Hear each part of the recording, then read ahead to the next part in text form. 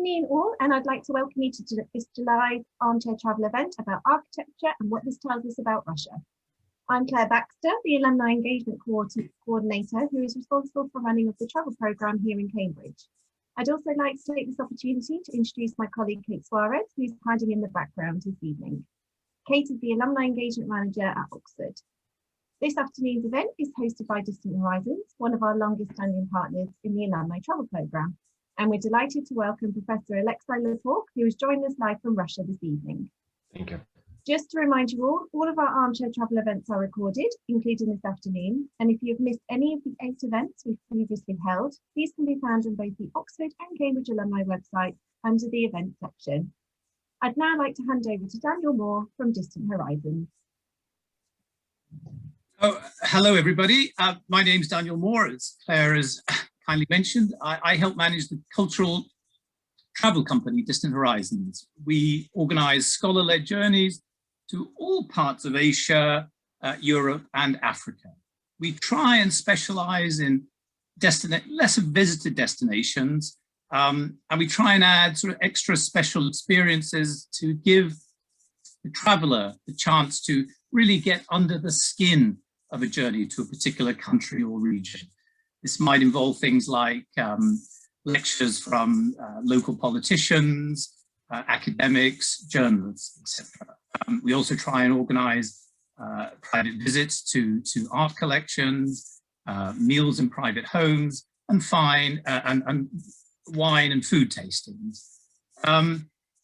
We've been working with Oxford and Cambridge universities for over 20 years now. And I think in that time, we've probably organised over 300 visits. And looking at the list of names on today's lecture, there's some names that go back as far as 10 to 12 years of the programme. So there's been a huge interest in this over the years. If you'll permit me just a couple of housekeeping points, we obviously welcome questions. But if you could use your chat box on your Zoom screen to do that, that would be great. And hopefully at the end of the lecture, we'll have some time to address those questions. You may permit me just 1 minute or so to perhaps canter through some of the Oxford and Cambridge University travel programme over the next 12 to 18 months. We've got various trips. There's a trip to Bhutan accompanied by Zara Fleming. This will involve a couple of slight days of walking, but that will allow the party to access more remote sites of great cultural interest. The trip also takes in a couple of wonderful and very colourful festivals, which for many Bhutanese is the high point of their cultural calendar.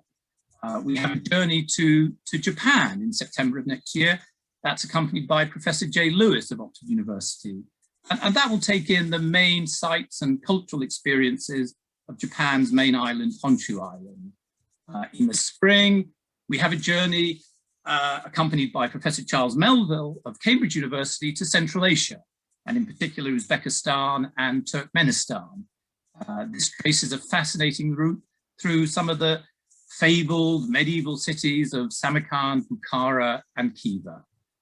And then Dr. Alex Koller will accompany a party to Romania, where there's some light walking for 6 to 7 days in the very beautiful Carpathian Mountains in Transylvania in northeast Romania. Perhaps one of Europe's last remaining expanses of wilderness, but also an area of great cultural interest.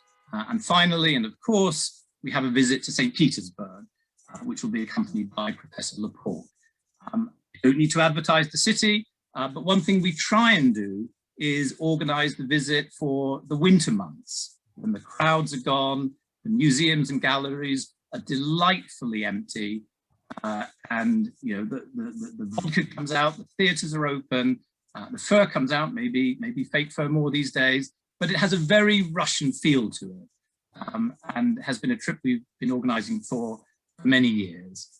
If any of this looks of interest, then please do contact Distant Horizons, either through the universities or through our website, and then we'll send you an in-depth itinerary with day-by-day descriptions of that particular trip.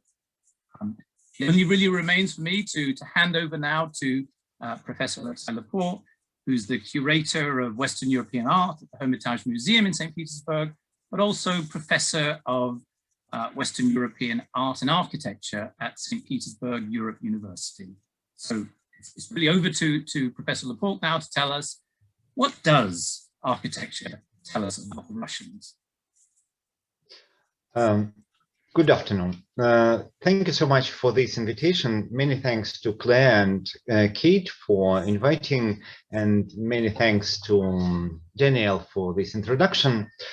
And I have to say that I'm going to talk about some very general subjects. Some of them are not so much allowed nowadays to be discussed because it is connected with the question of, I would say, national character or something like that. But still, I suppose you will allow me this liberty to talk about the things. In the last year and a half, we are all confined to our own countries. You are now starting to travel abroad. We are just enjoying our country. And certainly we have plenty of time to think about, to recollect our memories, to think about them, probably to make something like a summary of them, to make some generalizations. And so one can come also to some general conclusions. Please don't expect from me any precise answers. So what does it tell about Russians or the Russians, whatever. But still, it's quite interesting. I have to say that in the last year, having no chance to travel abroad and working from home, partly enjoying home office, partly not, partly enjoying Dutch's life, partly not.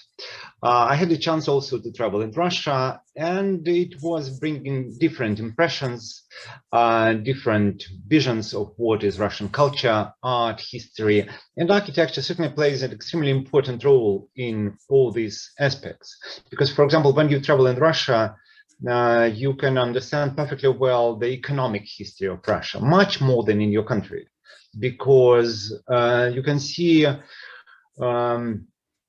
what regions, what cities were flourishing, what was there, what was here, or what was there late 18th century they were building, or 17th century, or mid-19th century, industrial revolution, agricultural, whatever. One can see it in Russia perfectly well, certainly only on territories that were not occupied during the Second World War. But those who were not, that were not ruined or destroyed, devastated, one can see and one can say something. But that's another subject. But certainly one can think about Russia because there comes different questions about Russian architecture and then surprising questions. And so then one can come also to some general features, feeling something like national character.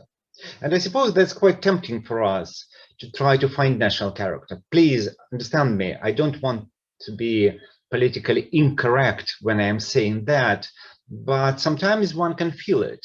Like, I suppose we all saw very British character or even English character of Jordan Pickford when we were watching football games, because his face looks exactly like English romantic literature, and one can easily locate him in I don't know, in Lake District poetry in some respects.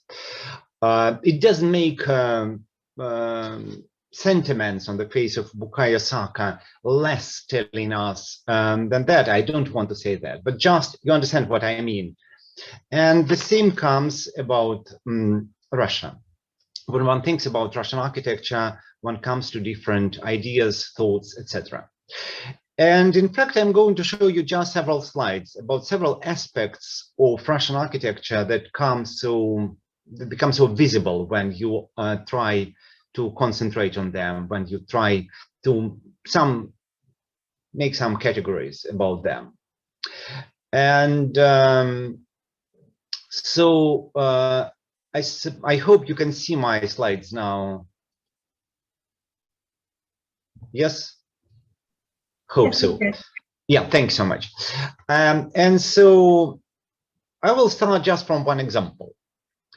That's such a place called Kolomna, Kolomna, very close to Moscow. That's something like half an hour from Moscow.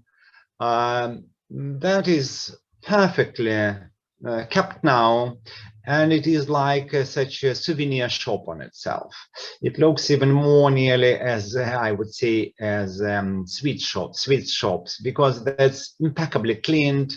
The very center of Kolomna, one shouldn't go further than half an hour from the very center, but when you come to the center, it's all impeccable. That's as Russia should be. And if Daniel would have to select a picture about Russia, then views of Kolomna are impeccable. That's Russia as it should be. Snow also here. It was just before Christmas. And so certainly vodka was needed there to survive. It was minus 25 Celsius. But still, when one comes there to the central square, to the central cathedral, comes a very simple question. For me as an art historian, probably the most important question, or sometimes unavoidable, if not important.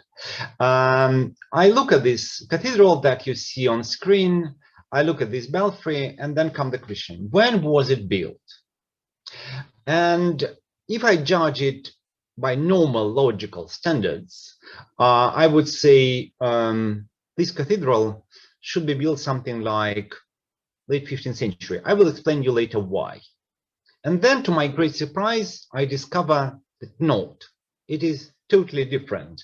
This was built in 1680s. And that's in fact tells a lot about Russia.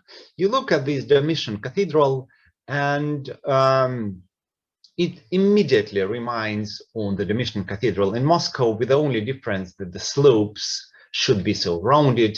Here that's such a flat roof, or more or less flat roof, but still it reminds on it.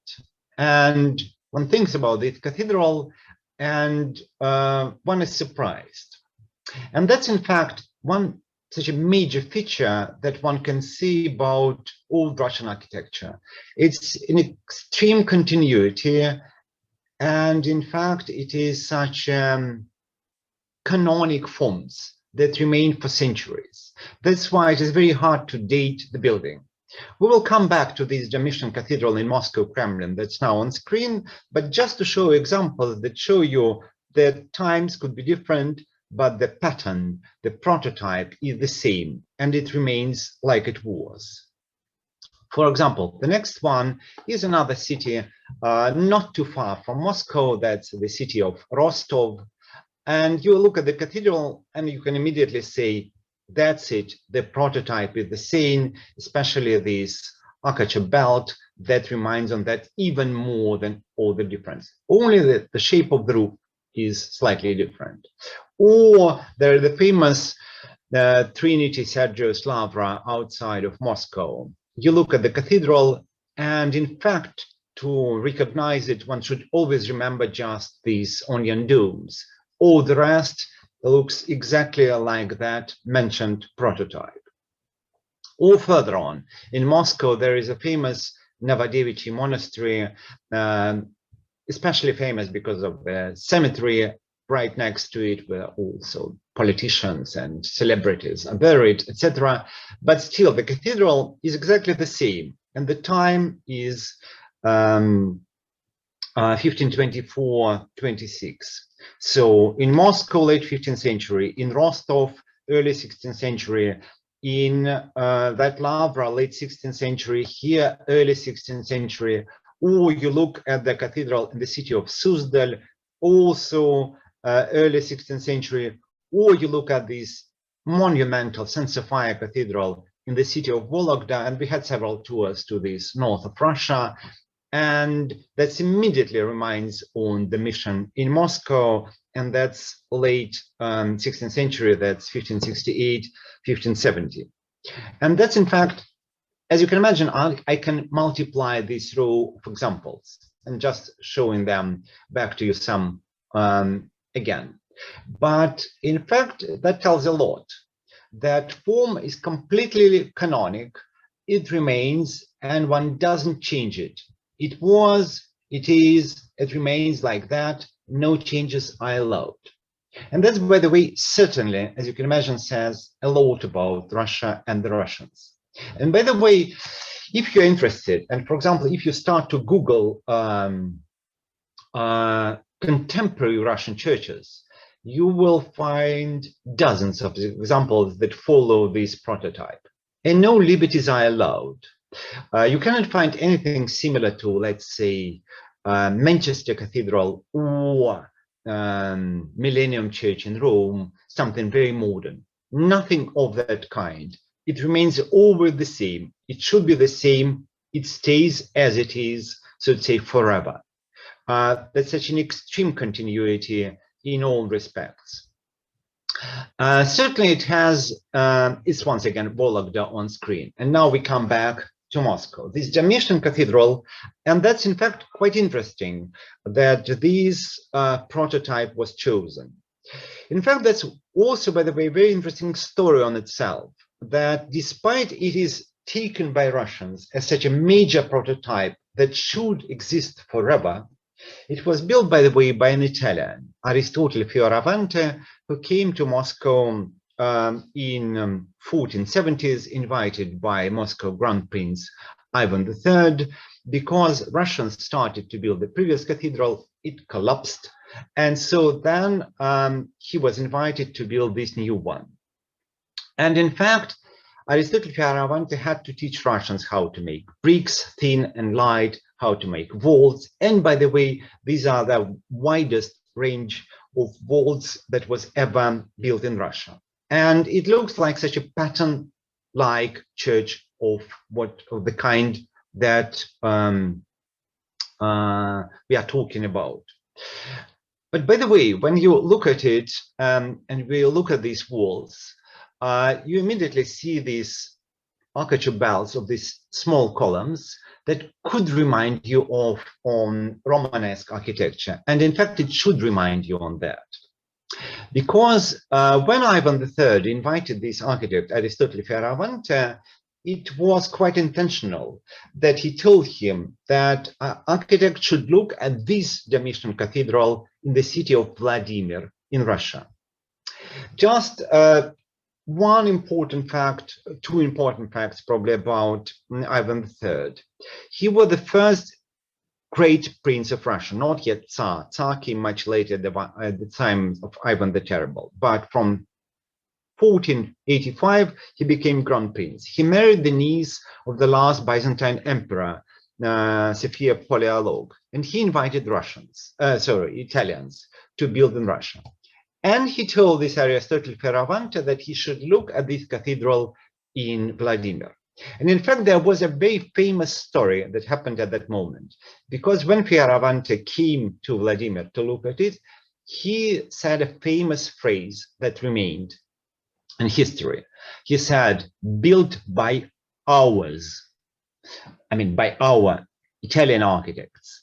And he was in fact right, because this cathedral, the mission in the city of Vladimir, it was built presumably. The problem in Russia that we do not have such amount of documents that are preserved in your country or in Italy, or in general in most of the Western European countries. There are very short supply of archival documents, but there is a major mention in chronicles that Friedrich Barbarossa sent a group of architects to Vladimir Prince, to the prince of the city of Vladimir, and they built that. And once again, if you look at this lower part, it could remind you very much on Romanesque architecture.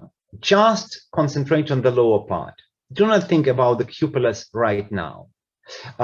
Especially what I pointed you in this Domitian Cathedral, this row of semi-small architectural columns, and this belt, as well as in Vladimir, and also in another church in Vladimir, that's St. Demetrius Church. And that's why it could remind you very much on Modena. When you are allowed to travel, when you walk in Modena or in Italy, in Fidenza, it could remind you extremely much on this Domitian Cathedral in Moscow. And on itself, what happened at that moment when Fioravante was building his church in Moscow, he built more or less mathematically precise model of Romanesque architecture seen through the eyes of the Italian Renaissance architect, who knew already the methods of Italian Renaissance, and that's why allowed himself to make such a really model of what he was thinking about. And that's what happened in this church here, and that's what one can see in Moscow in this church that I was showing to you. Why, on the other hand, the prototype in Vladimir was selected, this Domitian? Because in fact, just to remind you, when Russia was conquered by Mongols in the early 13th century, the original seat of the archbishop from Kiev, nowadays capital of Ukraine, was moved to the city of Vladimir in 1299. And later on, 30 years later, it moved to Moscow. And that was showing, so to say, continuity, that the origins of Russian Orthodox Church remain the same. They started in Kiev, they moved to Vladimir, now they come to Moscow, and so they stay like that. It is ideological aspect that is quite important. There is, as I said, architectural aspect that is quite important. But also there is an aspect that there is such an extreme continuity. The pattern is selected and you stay loyal to it forever. Does it tell something about Russians or not?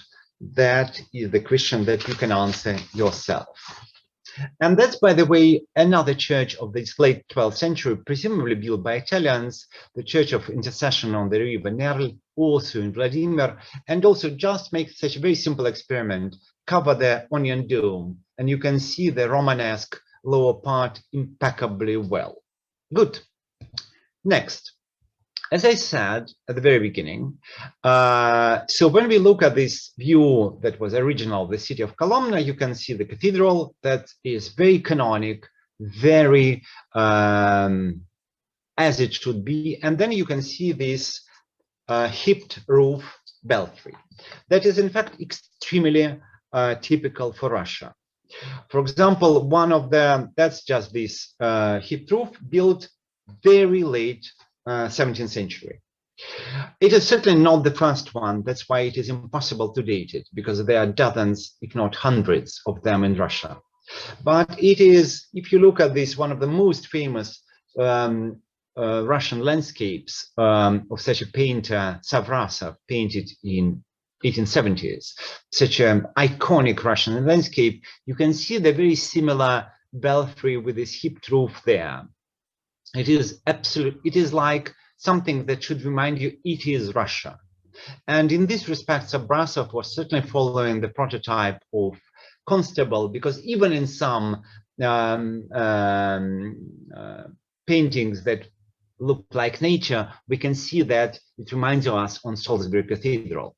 Or another Russian landscape by such a master, Polenov, late 19th century, Moscow courtyard.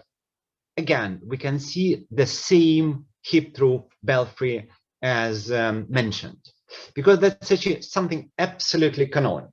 But when it started, when was it invented? The problem is that presumably, or what we can say now, that it was invented, and I'm not sure that there will be any chances to change this vision of that this hipped roof was invented first of all in Moscow Church of Kolomenskaya in 1528, 1532. Surprisingly, built also not by a Russian architect, but by Italian Peter the Minor. We don't know even his name. And that's on itself, if you look at it, so to say, forgetting Russia, whatever, you can tell you see that it is a very strange church. The very church becomes just this hipped roof. It has a fantastic silhouette.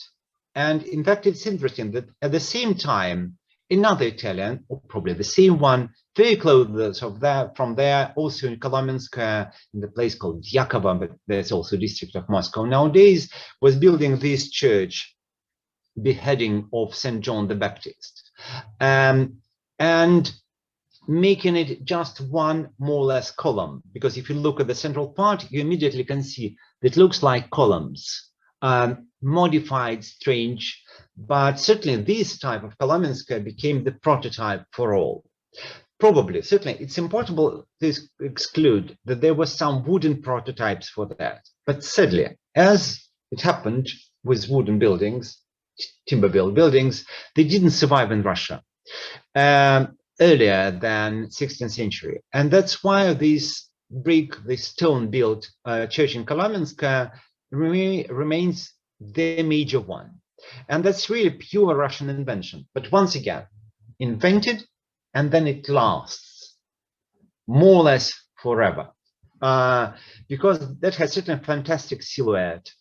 But by the way, also could be partly explained that technically architects were not so fantastic, and that's why they were building more or less narrow, like children would build, to make it so that it should stay, and then supported in the lower part by these ornaments. But if you look carefully, this Italian character is visible in these pilasters that are on the walls. That's quite interesting that Italian came to Russia, saw some Russian shape, and make it really, once again, another canonic form, this hipped roof.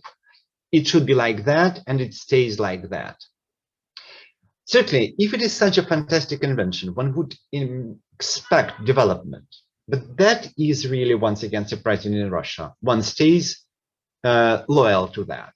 No changes. It should be like that forever. It has certainly splendid silhouette in Moscow, and even something like 20 years ago, there were no buildings in the background. It was just this silhouette in the sky and the lower Moscow river in the background. But even with that, it is fantastic. But then what happened in Russian architecture later on, that architects started to repeat this hipped roof permanently, non-stop, again, and again.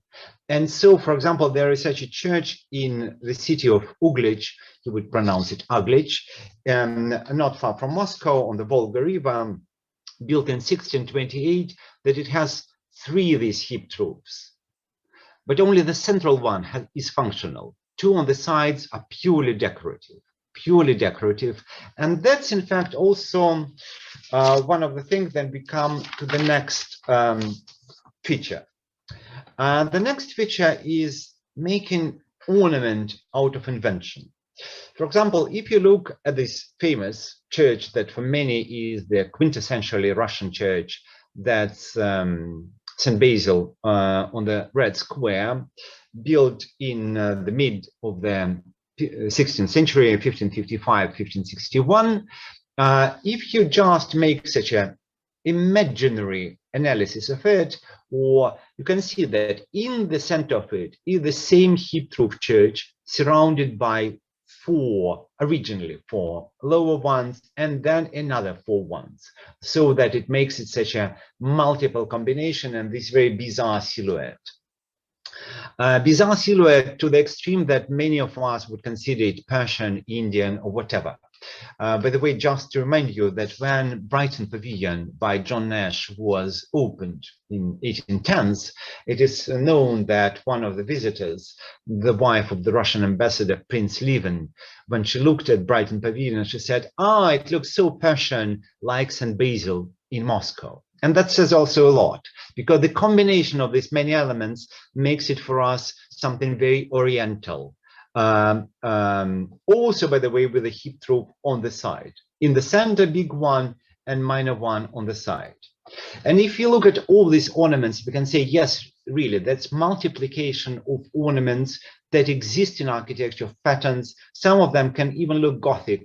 And it is hard to exclude that there were some northern German architects who were building here, but then this all Russian combination, so covering the slopes of churches and then multiplying and making such a complete ornament, making it just in this decorative aspect, it's completely Russian.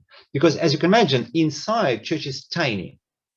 I mean, it looks monumental, but that's one of the major surprises in Moscow. When you come to this church, when you come inside, you are stunned that inside there's a tiny interior, because that's all growing, growing, growing, and just covering with that, and there is no space.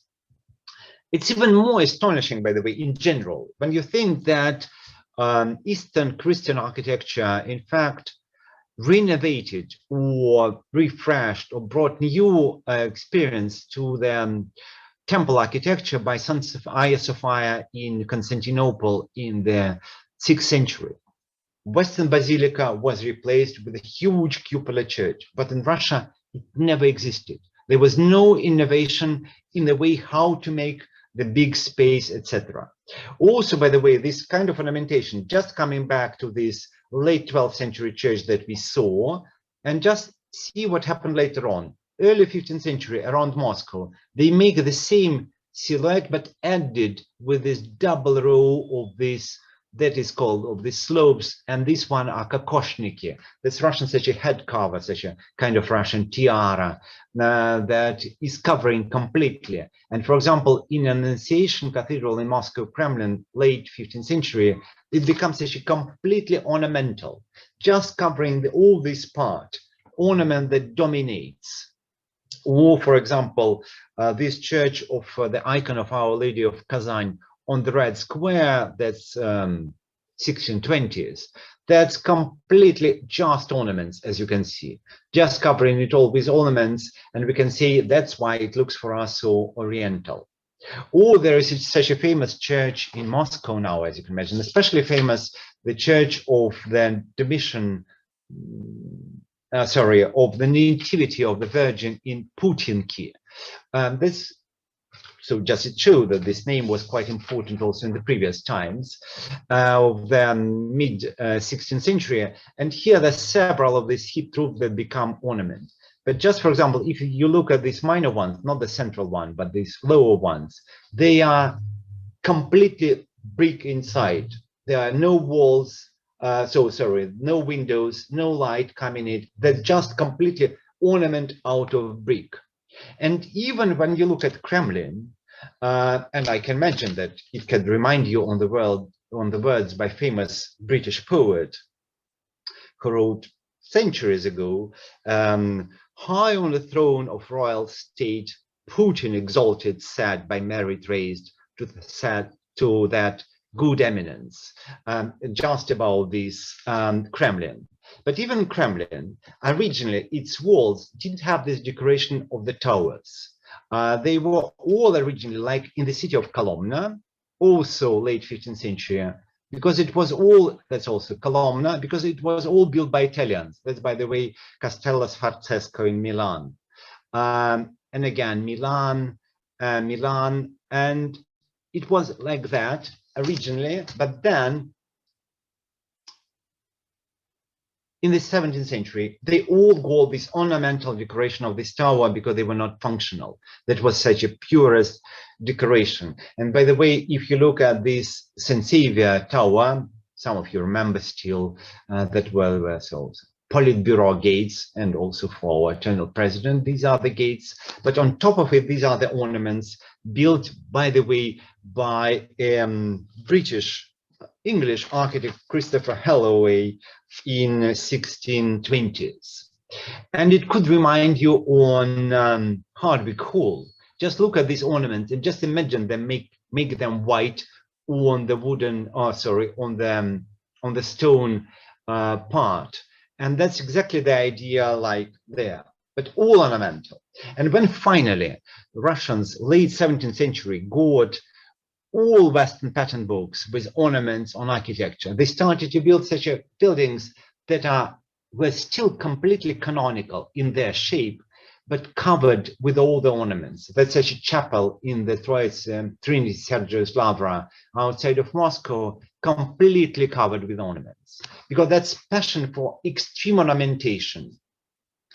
Canonic form invention that becomes canonic form again, and then ornaments that are totally dominating. And even when in Peter's time, when, for example, one merchant decided to please Peter the Great in 1720s to build the new Peter and Paul church in the city of Kazan, the capital of Tatarstan, on the Volga, he made it so that it is completely covered with ornaments. And some people even suppose that there were some Florentine craftsmen who worked there in 1720s. But still, when you look at it, one, I would tend to say that Princess Lieven was not so wrong to say it looks so Persian. Is it Italian architect, Italian craftsman, or it is a Persian carpet, especially after travels to Uzbekistan? Good, that's ornament. And then I understand that I do not have much time now, but just a few more to one feature and one addition to that. That is certainly after Peter the Great's time, all became classical. But these classical forms were once again taken as such a norm, completely norm that becomes like a core of Russian mentality, or certainly of the limited part of Russian mentality. I mean, classical, certainly it was originally Baroque, but classical became much more important. And St. Petersburg, with all these thousands of columns, Palace Square here, such a splendid example, or major Palladian houses like Pavlovsk outside of Petersburg. But in Russia, by the way, they are not called Palladian, they're simply called classical. But I'm going to show you just two examples that show to what extent that became part of Russian vision and part of Russian life. That's such a painting by the architect Markovsky in 1880s, and that's called All in the Past. That's certainly the best illustration to the cherry orchard by Chekhov. You can see the former owner of the country estate that spent the last days of her life in the small peasant's house, abolishment of serfdom, land was given to peasants. She was not able to manage her lands, so just loyal servant keeps her, and she's sitting here with a nice porcelain teacup there, and in the background, that's just what I should going to show you. That's a very classical, tiny but classical manner, country estate house, country house of the gentry there in the background. And that's, by the way, there was one question that was sent to me in advance, that can one see Russian architecture in Russian literature? Certainly all this classical architecture. In all Russian poems, Pushkin, Lermontov, and then when you move to great Russian literature, Turgenev, Tolstoy, Goncharov, coming up to Chekhov, and certainly Bunin later on in the 20th century, when you try to imagine how that looked like, these country houses of the small gentry, big nobility, they were all classical, never called Palladian in Russian, because Russians do not accept that, so to say, that foreign origins of its architecture, but it became like a part of life. Or another painting by painter Polenov, it is called Granny's Garden. Again, after the abolishment of serfdom, dilapidating country house, but you can see this old classical architecture built in wood. And there were thousands of these houses in Russia. Many of them, major part of them, they were burned by fires in the first Russian Revolution, 1905. But still, it was like that. It was everywhere. But certainly one should remember that it was for the very narrow circle, like all Russian literature of the 19th century. It was created for narrow circle by this very narrow circle of educated Russians. And it brought great results, but it was all like that. And for example, if you look also at the paintings of such a Russian artists of the early 20th century who were painting also when they emigrated, like Zhukovsky or Vinogradov, that's Zhukovsky, they were always painting these classical houses of Russian nobility and gentry somewhere in the Russian countryside. in the center of Russia, south, whatever. Good. And the last, very short, that when certainly the greatest revolution in Russian architecture happened after the Great October Socialist Revolution. That's extreme, and that's fascinating story that 1920s Russian avant-garde brought great buildings. Like, just one example, this architect Konstantin Melnikov, Workers' Club of Rusakov, with these suspended balconies on the facade of it. And once again, when we come back even to football, when you were all watching football from Wembley, you saw that huge concrete arch above the stadium. But the fact, Norman Foster used the idea suggested by Corbusier for the Palace of Soviets in 1930s in Moscow, not built, but still. But also, for example, Melnikov's house, his own family house, it looks like such a 21st century building on itself. But then it all stopped. And that's also quite interesting, that it all stopped. And then it became classical, Stalinistic classical architecture, reflecting that triumph, like Palace Square in St. Petersburg, but multiplied through the whole country. Everywhere classical buildings, everywhere classical cinemas, and no experiments at all. And all this was nearly forgotten. And certainly when we come nowadays, when we expect something new, it's quite interesting that we get nothing new. And that's probably the most depressing. That, I mean, the silhouette of Moscow city looks not too bad, but certainly it reminds you, especially you, much more on Canary Wharf. And that's really Canary Wharf of Moscow. Contemporary architecture came to Moscow and just like a norm, without any ideas. But just look at these tiny buildings. They're building a new chapel there, exactly canonic as it was, as it should be Russian, and just to be recognized. All this is modern, but church remains like it is. And that's, by the way, also says a lot. Can one expect more from all these features? That's a great question. Can one make some conclusions about national character looking at that? That's a question that I'm not going to answer. I'm just suggesting you to think about it and make your own conclusions. Thank you so much. I am afraid I was slightly too long, but now that's time for questions. Yes, Daniel. Mute myself. Sorry, 2 secs. Yes, we've had a few questions, all pretty much asking the same thing.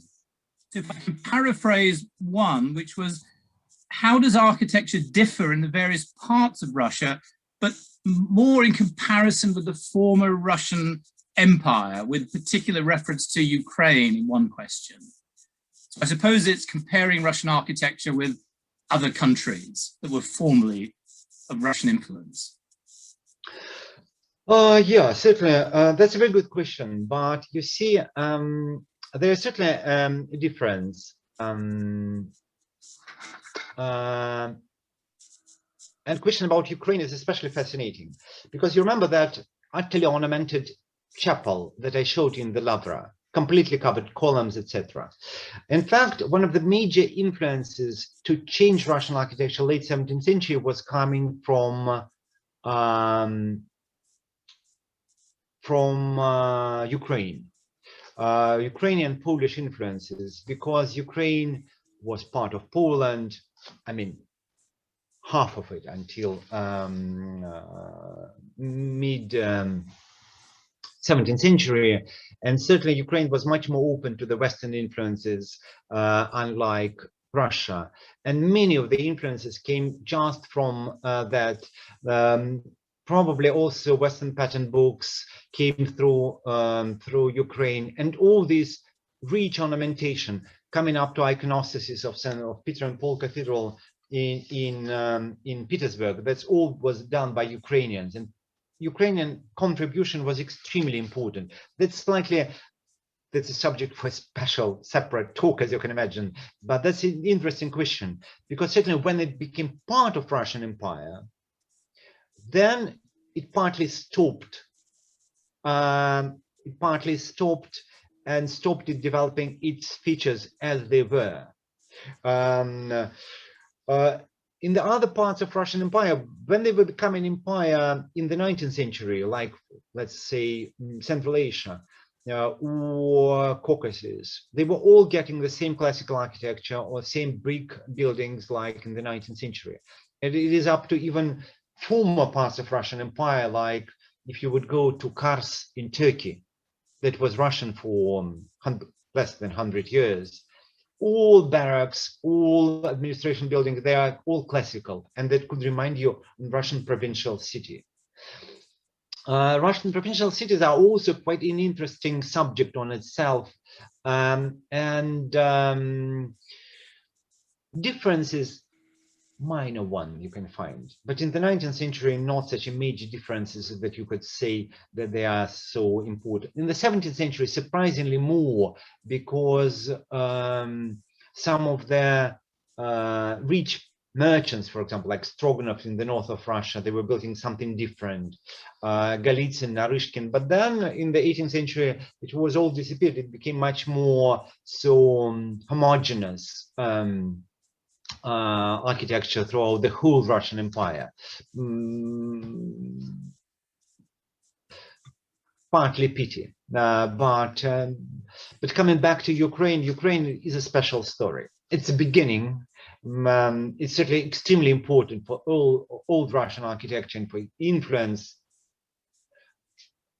ongoing influence. But later on, yeah, it was. Sounds like another lecture, maybe. Yeah, probably if you invite me, I would be very grateful. we have another question, which I thought was fascinating. A dogma of the Orthodox Church seems to be that there should be no new ideas, and the architecture expresses that. Yes, exactly. But that's what I was going to say, and that's why your question reflects, just as you can imagine, the tendency of my talk. Because certainly when architecture invents something new, it reflects refreshed society, I would say, in general. Because, for example, if you think about, let's say, I mean, generalizing, thinking about English architecture, I mean, you have perpendicular Gothic, that's very English. But then you have Christopher Wren, that is also English. Then you have your Palladianism, that is extremely English. Then you have Adam style, that's very English. Then you have Industrial Revolution that brought bridges, railway stations, whatever. And then, as the result of it, you have high tech. Because it is ongoing process that reflects the society is changing, economically changing. By the way, one of the problems with the Russian architecture that it is so conservative that it showed that there is no real development, that in fact that would be a very good question as you asked me about difference in the other parts of the country. Yes, exactly, and that's the same question, because you would expect something different because it was developing and so on. In Russia, sadly not, and that's why I would say, as you can imagine, in my mind, in the background, I was all thinking that you would compare it with English architecture, thinking what English architecture brought continuously at the developed society, freedom of the society, economic development, etc., new segments, etc., etc. Like what comes now, I would say, that is, for example, very inspiring question for you. What comes now after Brexit? Because your economics will be different after pandemic years. It will become different. What architecture will it bring? Or only gardens of Eden of Grimshaw everywhere in the country for us for home office or something like that. But that's as Alexa, that sounds like 4 lectures. Yeah, good. Yeah. Another question. The idea of symmetry in the design of the main elevation, and I think this is referred to churches, doesn't seem to be important. Is there some significance in this asymmetry in the design? No, the asymmetry in the design of the churches, in fact, reflects their inner structures. If you look at the central facade, I was showing you mostly the side facade that show you them. Then they are more or less symmetrical, but that's all connected with dogmatic written and liturgical aspects of the churches. And in fact, later on, when they become asymmetrical, that's just this ornamental tendency that I was talking about. But by the way, as I tried to point you, that even Church of St. Basil on Red Square, that is symmetrical. If you look at the plan, it looks too picturesque for us. Yeah. Okay. An interesting one here. How much social history has been lost because peasantry and non-aristocracy architecture in towns was built in wood? No, and in fact, that's a very good question, because it is social history that was lost. I wouldn't say that it is more or less architectural legacy that is lost, but it is social history that is lost, because also it's quite interesting that despite all this Russian addiction to canonic forms and to traditions, at the same time, Russians are not addicted to keep history as old history. Because, for example, I was showing you many of the churches that look so stunningly, so I don't know, shining, etc., etc., etc. And that, in fact, that's quite typical Russian idea, that when you renovate them, you do not keep them old as in Britain one would do it, keeping them old, that they look old, but just to make them shining and splendid and picobello as it should be. That's quite a contradiction on itself. But that's why, the way there was the question about arts and crafts movement, it was, for example, in the late 19th century, inspired by William Morris around Moscow and around the city of Smolensk, but it remained such a follies of the upper bourgeoisie, of two sponsors, not more than like that. Okay, another question. I think you've sort of answered this, but is there any evidence of Russian architecture post-1991 drawing on pre-Soviet forms? And if so, which ones and why? In fact, that's quite interesting. For example, if you would come to Moscow, you would be astonished to see how many 1990s, 2000s, 2010s apartment blocks are inspired by Stalinistic architecture. Very richly ornamented with columns, etc. Very much that would be the taste of Prince Charles, but quite a lot. So say, coming back to that, apartment houses of the pre-time. Sometimes in the provincial Russian cities, I would say, it's quite astonishing to see that they are building new apartment houses inspired by such a historistic architecture, you would say late Victoria, very late Victoria of Russia, or Edwardian of Russia. But in churches, there was, for example, just now the person questions about the new churches. The churches are canonic as it should be. That's not allowed to be something different like old Russian as it is. Yeah. Okay, we have another question. Was there any Russian equivalent of the arts and crafts movement? As I mentioned already, so about arts and crafts movement, there was just such a small influence that inspired by William Morris. There were two villages, two country estates, in fact, that belonged to Morozov outside of Moscow, Abramtsevo, and Talashkina outside of the city of Smolensk that belonged to the Princess Tenisheva. And they more or less followed the example of arts and crafts movements. So the artists were coming there, architects, etc. And then they were so collecting some folk art and making replicas, trying to manufacture it on some, but it never reached any industrial level. It was just very narrow. And that's not like William Morris wallpaper that is up to now produced. I mean, William Morris is everywhere, or Wedgwood, I would don't know. I mean, even so Wedgwood inspired William Morris, etc. But in Russia, it was such a very short small phenomenon, small production, and in fact they failed economically completely, and there was no interest at all. Just a couple of chairs that are in some museums, but that's it. There's a question here which I have a huge personal interest in, because the first ever trip we did with Oxford and Cambridge was to Iran. And the question is, could you discuss a bit more the Persian influence and how it applied in Russia?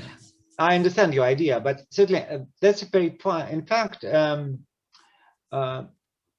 it looks as if there were Persian influence for us, because we take all that ornamental, like, so immediately Western eyes looking at Orient, now we consider it Persian, but surprisingly, that's very hard to say that there was any Persian influence at all. Probably what was and what was happened, but it was very limited. That in fact, for example, in the 17th century, I cannot exclude that Persian carpets influenced Russian pottery, making tiles. But that's very hard to prove it. It looks similar, but that's it, I would say. And surprisingly, for example, even when Central Asia was conquered by Russia, a great game in the late 19th century, in fact, there was no influence basically at all. It didn't inspire any Oriental architecture in the late 19th century. But before, that's very hard to say. Okay. Arno voice, yes. I'm conscious of time. I think we're at the end of our hour. You know, thank you very, very much for a wonderfully stimulating discussion about architecture, Russian character. It may raise more questions than it answers, but that probably is the nature of what we're about. But I'd like to say on behalf of everyone, and we've had a lot of people, thank you very much indeed. Thank you very much. Thank you. Thank you very much. Thank you very much for the invitation. Thank you. Thank you.